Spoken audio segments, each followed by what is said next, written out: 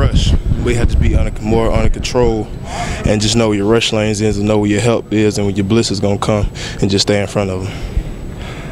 So what were the correctable breakdowns that y'all identified off watching something? Just not being don't get overstride and you get off, or just collapse the pocket. Don't make one move and let the guard or the center of the tackles widen you out.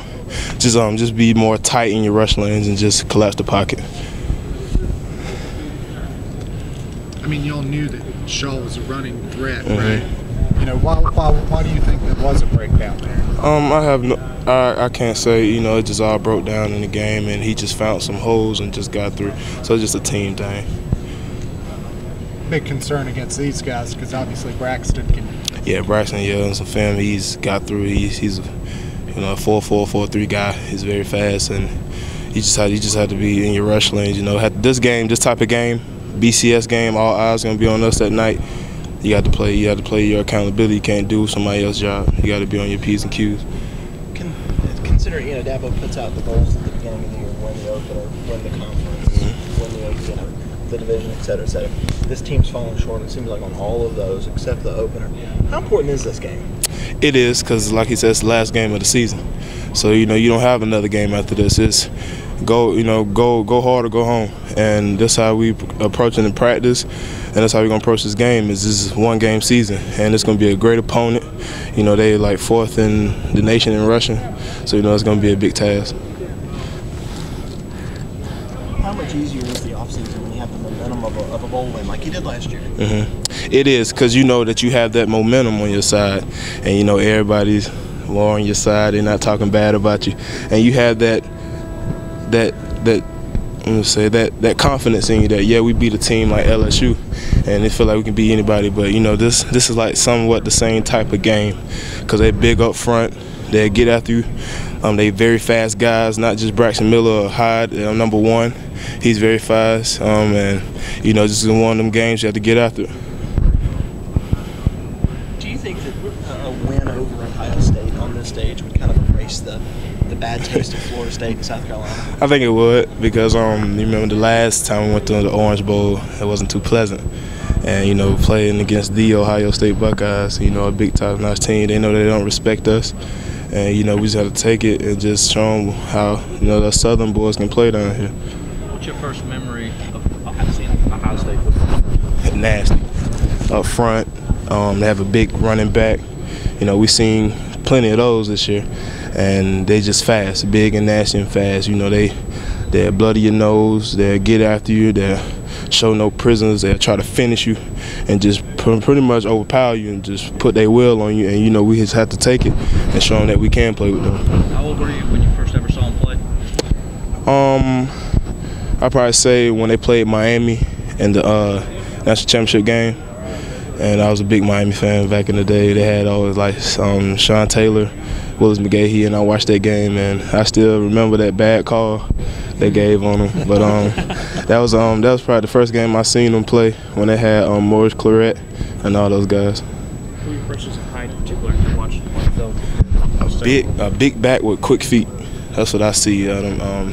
Like the Northwestern game, they had their grass kind of high, and they tried to slow him down. But he's quick feet chopping, and he's a big, strong back, and he can run away from you if you need to. So he's a good back. Y'all see all kinds of spread offenses with all the different stuff they try to do to spread you out and all, I guess, deception. Is this kind of a different story because they run all that stuff? Yeah. Really physical. Yeah. Trying to pound you as well. It is. It's a goal. They do what they do best, and that's run the ball. And if they need to pass it, they'll pass it.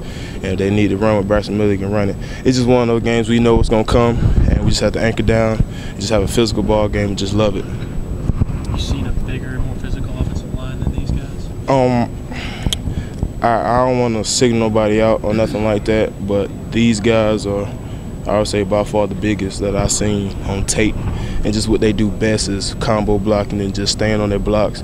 And, big ups to their offensive line coach. Them some big old guys. It just looks like he's very patient back there when he's waiting for the blocks, to kind of like a running back.